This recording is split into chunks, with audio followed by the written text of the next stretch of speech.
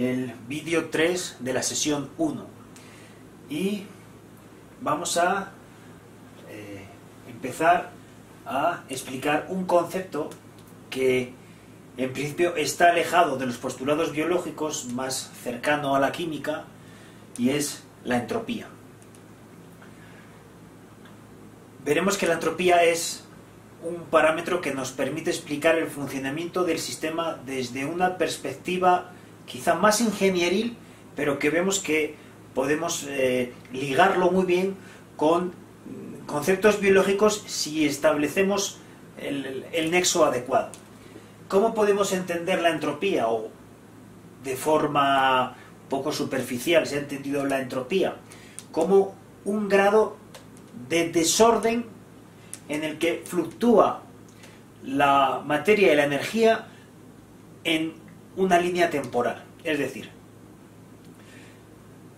basándonos en los postulados termodinámicos, entendemos que en cualquier sistema, sí, particularmente los sistemas abiertos, que son sistemas biológicos, la entropía siempre incrementa. Aunque el término entropía es un poco difuso de entender, podemos trasladarlo a otros términos. La entropía crece en un sistema abierto como es el biológico en las condiciones de contorno del sistema, es decir, en aquello que rodea, circunda, ¿sí?, o está en contacto con los sistemas biológicos, pero las entidades biológicas incrementan su orden. Aunque puede ser paradójico, los sistemas biológicos incrementan su orden y pareciera que estuvieran contraviniendo esta ley física. Sin embargo, si analizáramos el conjunto globalmente, vemos que el sistema abierto, que puede circunscribirse a un organismo, a una población, a una comunidad, a un ecosistema, en esas condiciones de contorno la entropía siempre incrementa. La entropía también podemos verlo o interpretarla en términos de energía útil. Y no tanto en cuanto a aprovechamiento, sino en cantidad de entropía que se libera. La característica fundamental que define a los sistemas biológicos en referencia a este concepto de entropía es que generan productos de baja entropía. Y esto es muy relevante para poder dibujar un marco en el que todos los niveles de complejidad biológica se enmarquen uno sobre otro, ¿sí? Fíjense, veremos en la siguiente diapositiva cómo los sistemas en aquellos niveles de complejidad elevada tienen una tendencia a la sucesión. Vamos a ver que es un concepto alejado de la biología molecular, pero que es necesario entender porque tiene que estar relacionado con la redistribución de energía en el sistema. En este caso podemos ver cómo un ecosistema, en este caso de un bioma temperado, de la zona templada del planeta, evoluciona desde un estadio poco desarrollado, donde hay herbáceas y matorrales, empieza a haber mayor cantidad de leñosas y finalmente se convierte en un bosque adulto. ¿Qué dos parámetros cambian de forma radical en este proceso de sucesión ecosistémica? Uno, la cantidad de energía que es capaz de captar el sistema.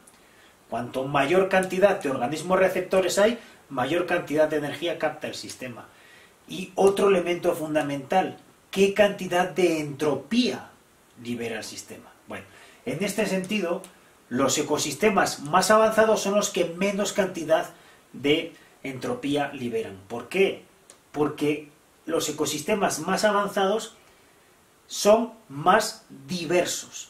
Y son más diversos, que en este caso podemos identificarlo macroscópicamente, pero que si bajamos los escalones de la complejidad, veremos que desde el punto de vista molecular también hay mucha más diversidad, porque mayor cantidad de especies macro también conlleva mayor cantidad de especies micro. Y toda esta diversidad puede traducirse a distintos tipos de metabolismo. Cuanto más diverso, más variado, ese metabolismo, mayor cantidad de moléculas y desechos es capaz de reconvertir. Y por consiguiente, toda esta actividad de reconversión involucra menos liberación de entropía, que es lo mismo que decir que más eficiencia energética. Para poder llegar a comprender el funcionamiento ecosistémico, tenemos que partir del funcionamiento celular, que es a lo que más adelante me referiré en el curso de biología molecular. Pero no podemos perder de vista el concepto de liberación de mínimas cantidades de entropía y lo referiremos al nivel intracelular, que es el metabolismo y la fisiología celular. Bien, aquí tienen nada más un esquema más sencillo que básicamente nos representa una sucesión ecosistémica desde el terreno, cuando todavía ni siquiera se ha formado el suelo, a partir de la roca madre se empieza a meteorizar el material, eso posibilita que se asienten plantas herbáceas y la materia vegetal va creciendo en complejidad y en tamaño, y a su vez esto posibilita el asentamiento de nuevas especies procedentes de otros dominios, ¿no? Animales, hongos, etc. Bien, en esta diapositiva se muestra claramente el concepto que quería plasmar previamente. En la parte superior tenemos un bosque tropical, mientras que en la parte inferior tenemos un ecosistema boreal. Ambos ecosistemas son ecosistemas ya muy avanzados. No tenemos en ninguno de los dos fases incipientes de sucesión ecosistémica. Sin embargo, en el ecosistema tropical tenemos mayor cantidad de biodiversidad. Mayor biodiversidad macro involucra mayor biodiversidad micro. Micro refiriéndome a microorganismos. Y básicamente tenemos mayor cantidad de diversidad molecular. ¿Sí? En el ecosistema de los bosques boreales, a pesar de que son maduros y captan gran cantidad de energía, ¿sí?, hay menos diversidad. ¿Cuál es la diferencia sustancial entre uno y otro? Dos parámetros.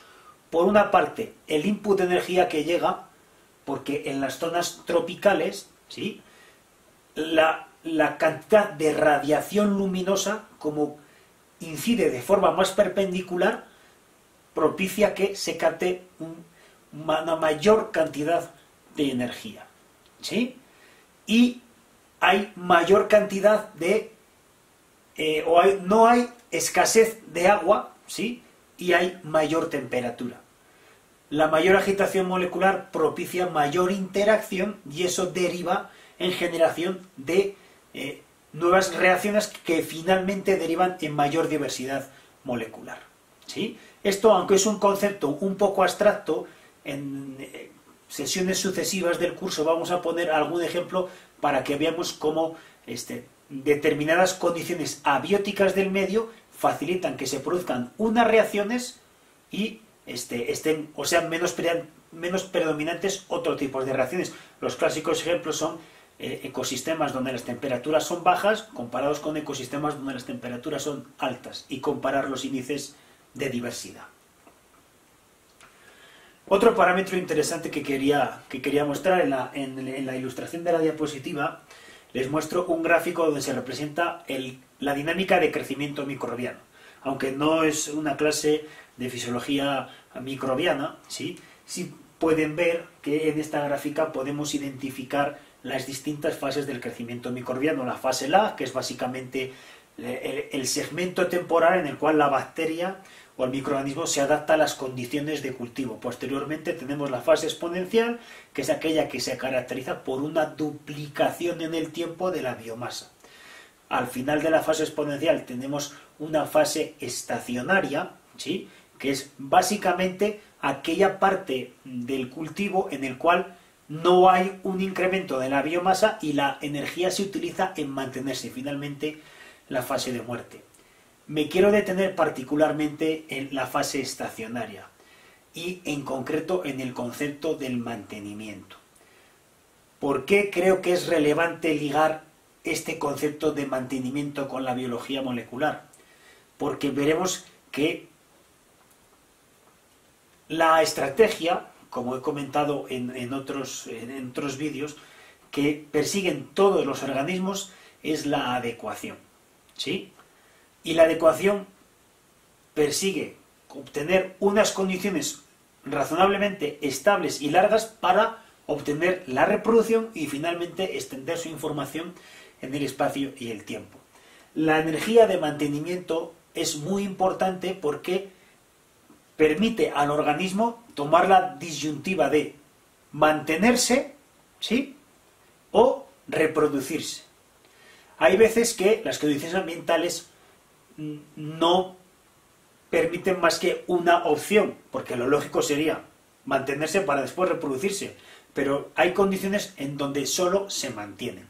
Esta energía de mantenimiento tiene muchas implicaciones, a mi juicio muy relevantes, en distintos temas del curso de biología molecular que vamos a dar, y por eso me parece importante tocarlo. Pero este concepto de mantenimiento no solo hace referencia al crecimiento microbiano. En la siguiente diapositiva tenemos una representación de un escenario que denominamos pleiotropía o pleiotropía antagonista, ¿sí? ¿A qué me refiero con esto? Esto se vio en paseriformes, en pequeñas aves, ¿sí?, donde se observó que aquellas aves que lograban reproducirse en las fases iniciales de la ya edad sexual adulta eran menos longevas. Y la conclusión a la que se llegó en estos estudios es que la energía, en vez de dedicarse al mantenimiento de las estructuras, al fortalecimiento de los aparatos y sistemas de ese organismo, se dedica a la reproducción. Cuando este flujo energético sucede en fases tempranas o en las fases iniciales de la edad sexual, entonces tiene un efecto en el mantenimiento a largo plazo. Entonces podemos establecer un silogismo, una analogía entre la biología micro y la biología macro, que veremos, otra vez insisto, en ejemplos, en sucesivos vídeos, la relevancia de estos elementos en distintos procesos y mecanismos relacionados con la biología molecular de células eucariotas animales y vegetales. Bien. En este sentido voy a cambiar ahora un poco de tercio. No tiene que ver tanto con la energía de mantenimiento, sí con la captación de energía. Es un apunte que me parece interesante. En este caso les represento un tejido, un parénquima vegetal, es fotoautotrófico, es capaz de captar energía a partir de la radiación luminosa, pero en la parte de la derecha de la pantalla tenemos un ecosistema que encontramos en las profundidades del océano. Y es un ecosistema que está aislado de la superficie. En este caso son organismos que son también autotróficos, en el sentido que tienen la capacidad de captar energía a partir de una fuente inorgánica, ¿sí?, pero que no es una fuente luminosa. A este tipo de organismos se les denomina quimioautótrofos o quimiolitótrofos, ¿sí? ¿Por qué son importantes? Porque en las teorías del origen de la vida, las cuales no voy a entrar a discutir en este curso, en los últimos años se ha incidido en que existe una alta probabilidad de que los eventuales mecanismos que convergieron en la generación de vida se daban en zonas submarinas ligadas al calor interno de la Tierra.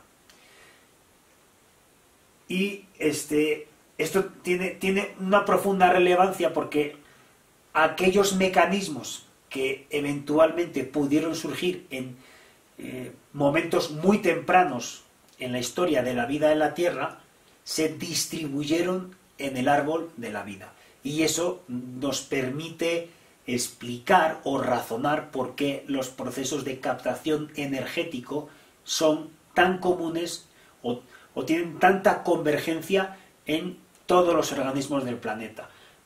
Se lo comento porque cuando abordemos el tema de la biología molecular asociada al metabolismo, vamos a dar líneas generales de metabolismo primario sin particularizar en algún organismo que tenga una característica peculiar en función del nicho ecológico donde esté.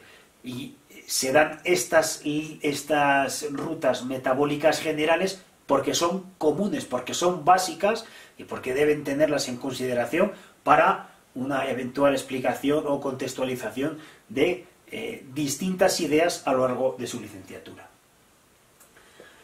Bien, en esta diapositiva, que también es muy general, se viene, o pretendo decir que todas las interacciones de los organismos, hablamos de bacterias patógenas o de fenómenos de depredación, tienen como objetivo la transferencia energética. Nada más es un apunte que me parece que es pertinente. Cuando hablamos de ecología, hablamos de transferencia energética en los sistemas. No es conveniente confundir la ecología con otros términos más asociados a disciplinas humanísticas o ideológicas. La ecología es una disciplina que tiene como objetivo analizar y estudiar a profundidad los flujos energéticos en los sistemas. Los organismos interaccionan entre sí para transferir energía y para transferir información. Cualquier análisis biológico involucra el estudio de la interacción, y la interacción conlleva en la transferencia energética. Esto es de una profunda relevancia y lo podemos ver desde el nivel macro, que está representado aquí, hasta el nivel molecular, que veremos más adelante. Bien, vamos a seguir con un concepto que es también muy importante. Todas estas sesiones van enfocadas a explicar conceptos que tienen una relevancia muy importante. El siguiente es el concepto de regulación homeostática. ¿Qué es la homeostasis? En el siguiente vídeo me voy a dedicar a explicar exactamente a qué me refiero con regulación homeostática.